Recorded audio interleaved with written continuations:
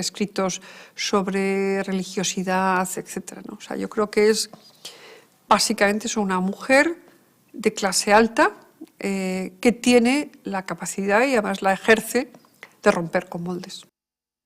La dictadura duró aproximadamente 7 años.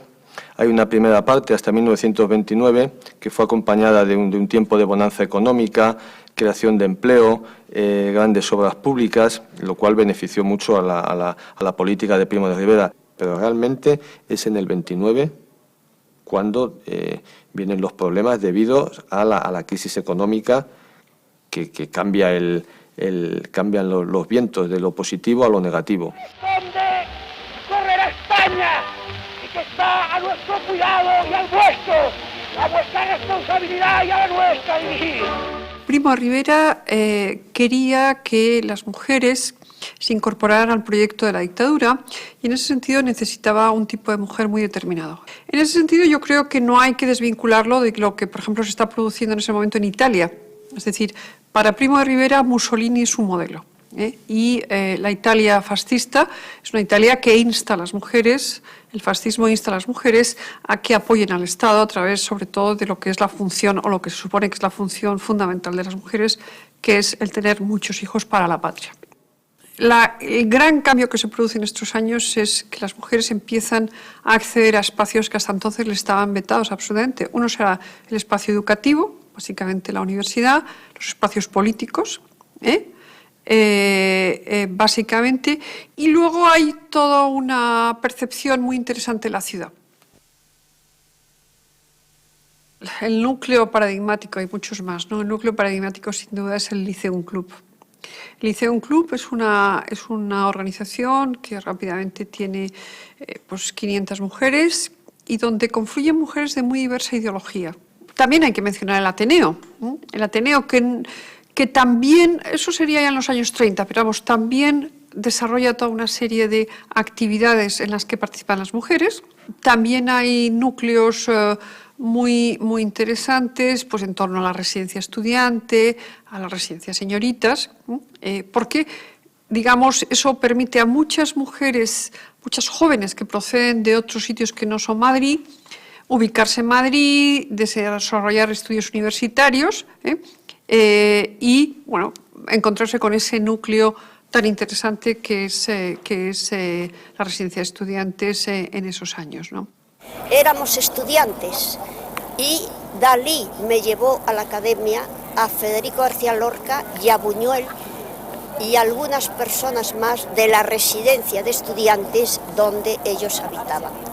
De ahí arranca mi amistad con Buñuel, Federico y todo ese grupo de ese momento que le llaman ahora la generación del 27. Sabemos que muchos miembros de la generación del 27 han puesto en cuestión la misma generación, pero yo creo que ahora que ya ha pasado el tiempo y podemos mirar las cosas con la suficiente distancia, pienso que un rasgo que podría definir a la generación del 27, así a grosso modo, sería pues su deseo de modernidad, o sea, su deseo de incorporar a España a las corrientes de vanguardia, el olvidarse de toda esa visión pesimista de España que tiene la generación del 98. Ese momento era un momento en España europeo, por la civilización y por la cultura.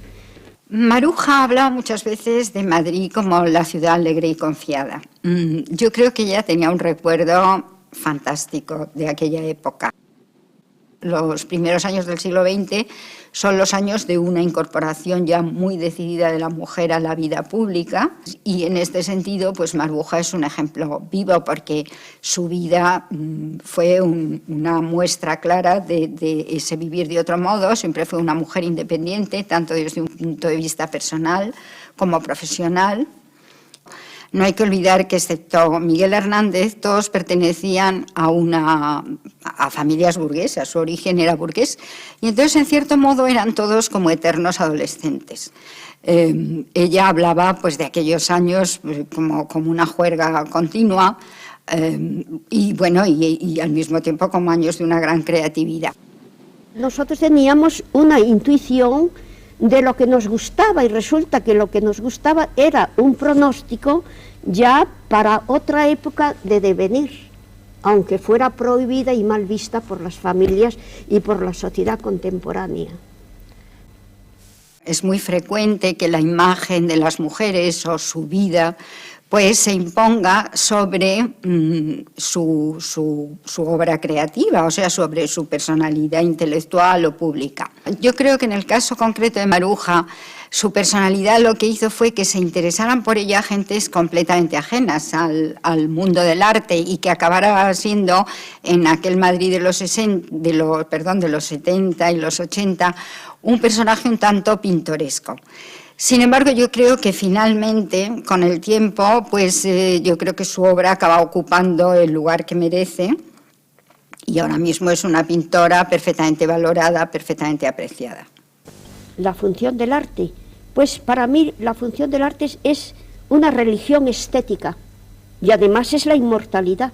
Yo creo que hay un primer momento en que ella se interesa muchísimo por lo popular, porque esa idea de recuperar la España clara, la generación del 27 piensa que la España clara, lo incontaminado, lo puro, se encuentra sobre todo en el pueblo. Entonces hay un interés por lo popular que yo creo que todos ellos, es un rasgo común a todos ellos.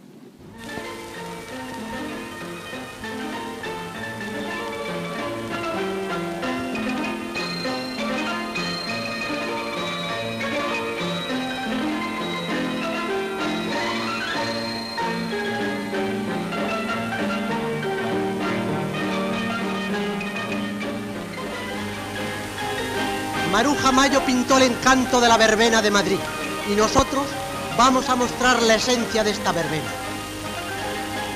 Ved avellanas entre encajes populares de visillo, suena a lo lejos toda la verbena. Gira la calle, mientras rueda el carrusel con terremoto ondulatorio.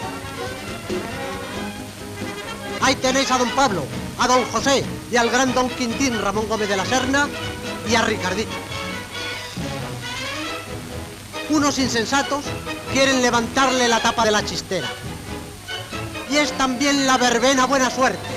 La rueda de la fortuna, hecha barquillos, puede poner un alegre fin a esta esencia de verbena. Bueno, estampas y verbenas, como sabes, le interesó muchísimo a Ortega, porque en ese momento en España los intelectuales españoles estaban bastante preocupados por encontrar una forma de expresión, un lenguaje vanguardista pero independiente. Pues yo antes de irme a París, me fui a despedir de Ortega Gasset y entonces Ortega me dijo: ¿en qué pintura está usted después de la explosión vital de las verbenas y de su primera exposición polifacética? Yo dije, pues como polifacética, ahora estoy en la ley de los opuestos, en una pintura expresionista donde los personajes son el muerto, el esqueleto, el andrajo y la huella. Es la presencia y la ausencia humana, la destrucción, el expresionismo. Hay un momento que Buñuel, Dalí, Maruja Mayo se preocupan por, digamos, por un aspecto subterráneo de la realidad, ¿no? Y que Maruja hace la exposición de Cloacas y Campanaros en la Galería Pierre de París, que por cierto tuvo mucho éxito y tuvo excelentes críticas de Jean Cassou, y que incluso parece que André Breton le compró un cuadro. Y que es una vía que luego abandonó, o sea que volvió otra vez a... Quizás le pareció demasiado frívolo, o poco popular, porque ella siempre estuvo muy preocupado por hacer un arte que llegara a todo el mundo. Para mí, en ese momento, el arte tenía que cumplir un fin social, funcional. El origen de Sorpresa del Trigo me brotó presenciando la última manifestación del 1 de mayo que desfilaba por Recoletos. Y repentinamente apareció entre el desfile un brazo que alzaba